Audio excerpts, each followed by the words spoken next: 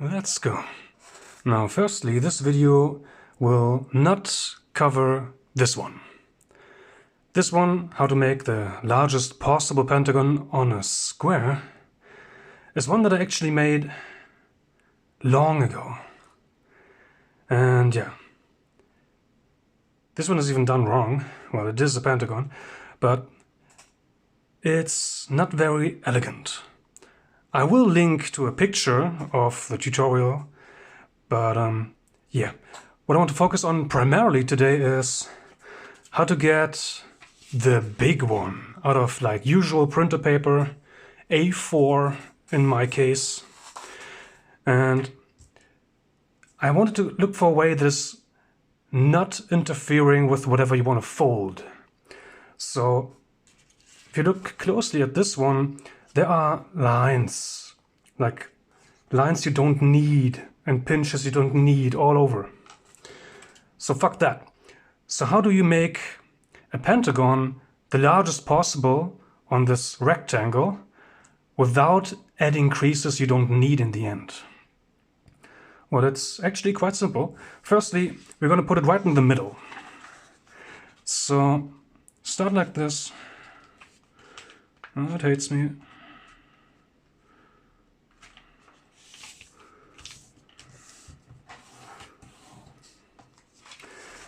And now, what we want is we take the right side here, and there we want to mark exactly, oh, well, almost exactly, 21.8%. About that much. And on the left side here, we want to mark 67.7%. Now, how do we do that? It's actually quite simple. We just pinch the halfway point here.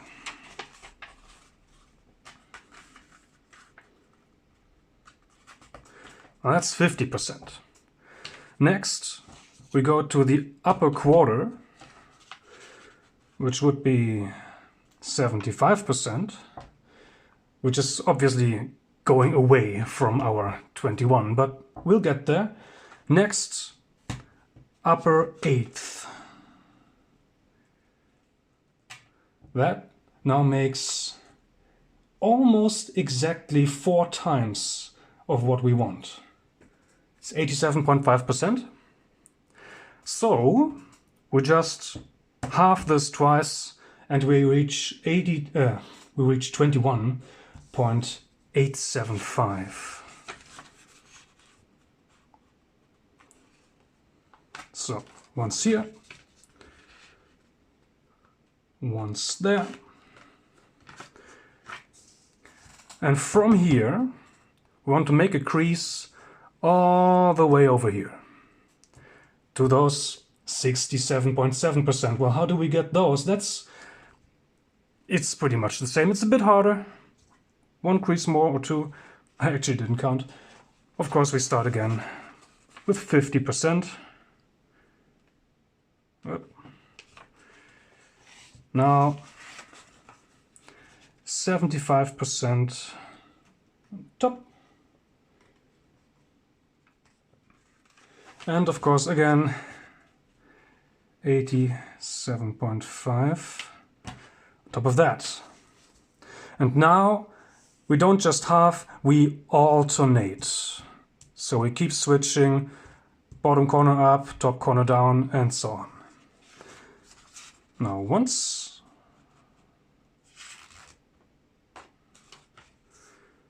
twice,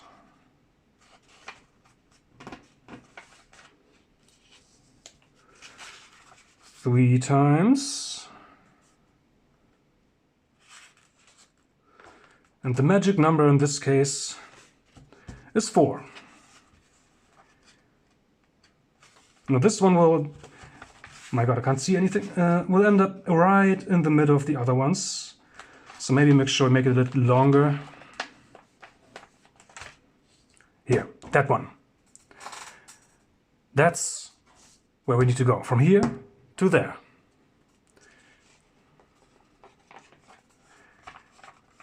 There it is. my long one. Down here I only have one, so I can't mess that one up.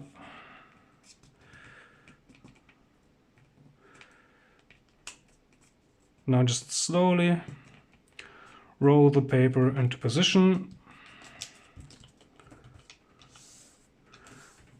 and finalize the crease. Now, why did we do that? Because this angle right here is exactly 72 degrees, which is 1/5 of 360 degrees. And now we just gotta mirror that. Also, this is the center of a pentagon. Now, how do we continue from here? Let's fold right in between these two.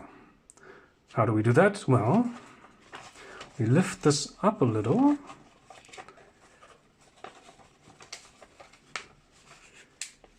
And actually make a little crease like this. That way, it's easy to not only fold these two on each other, but also get it all the way through. So, all the way through here. If you do it like this, make sure you pull the paper. And now, well, we already have this one right here, waiting to be folded. Again, make sure you pull the paper. And of course, this one right here.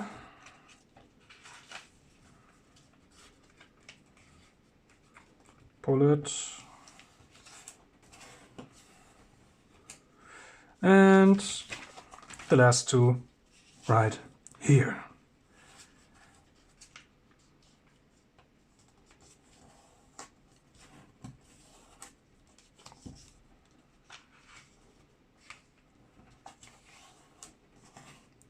And there we go. Those are all our symmetry lines. I flipped it around. And now from this bottom side here, we just take this as our first side of the pentagon, and then we get the other ones in place. For that, for example, for this diagonal, this one here, and now this part here needs to go. So let's just flip that over and fold it right up onto that. Oop. There we go. Now that's side number 2. Same thing on this side.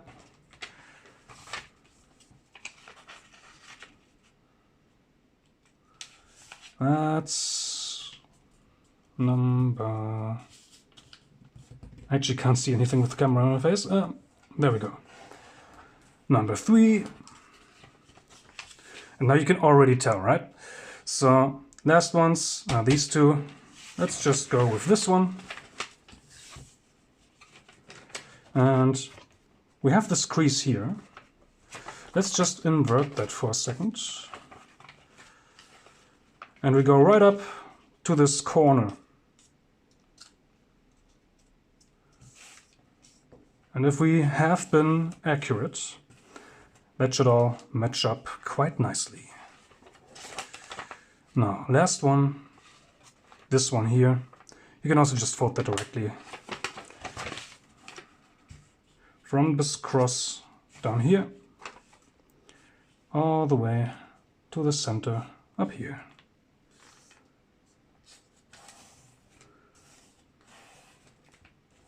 And there we go. There's the biggest possible pentagon on our printer paper. And out of this we can now fold flowers with 5 petals. Or even I once folded a human. Because I was like, well, I want 2 legs, 2 arms and the head. So basically I want a pentagon. Now what else? Mathematics. How did I do this? How did I come up with this? Well, I had this idea, of course, that I want all my pinches to be outside of the actual pentagon.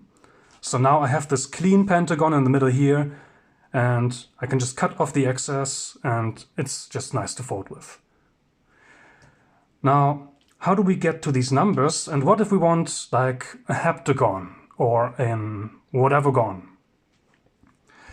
Well, I know, for this pentagon at least, that this is 72 degrees and that this is 36 degrees.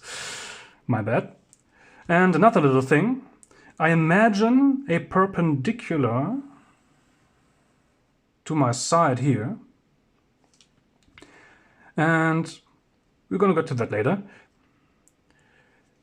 Now, how long is this?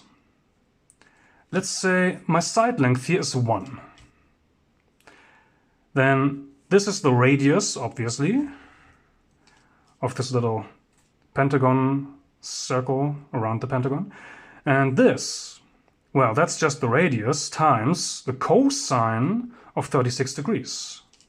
So that's r cross 36 degrees. Easy enough. Now, I want to know if I fold this line right here. This is the first line. Beautiful. That we folded. Where do I get? I want to know what percentage of our 1 this ends up being. Obviously, I start here. This point is just this divided by the whole thing, which works out to be cosine 36 degrees over 1 plus cosine 36 degrees, which is about 44%. Now, how far do I have to go down to get here? For that, all I have to know is, well, this angle. This one is again 72 degrees, and the angle here is then 18 degrees. So, I want to know how high does this get. So I calculate how far do I go down from our center here. And that's easy enough. If this is 18 degrees, and I know how long this line is, right? If this is 1, then this one is 1 over square root of 2, because this is A4 printer paper. So, I have this line, I want this one, well, that's just this times 10 of this. So it's 18 degrees over square root of 2. That's how far I go down. So this works out to be exactly this minus this. And of course this is just this plus this. Now let's just put that into our American calculator. Yep, that's right. Everyone has one, right? Now, take the cosine of 36 degrees over 1 plus the cosine of 36 degrees. And now, let's just check how much that is. It's 44.7%. And now we go minus the 18 degrees over the square root of 2. And would you look at that, it's 21.7%. And if we do plus, well, let's just do that. Gonna have to do that twice though. We end up at 67 point, well, around 7%. So that's how I did this. If you want to do this with like a heptagon, for example, with 7 points, then of course you could use a 7th here, but then if you use a 7th, like 360 degrees divided by 7, you will probably end up here. So instead, just use 2, you know, 2/7, and then you get a nice line just like this, and the rest works out. Alright, that's it. Thanks for watching, see you next time.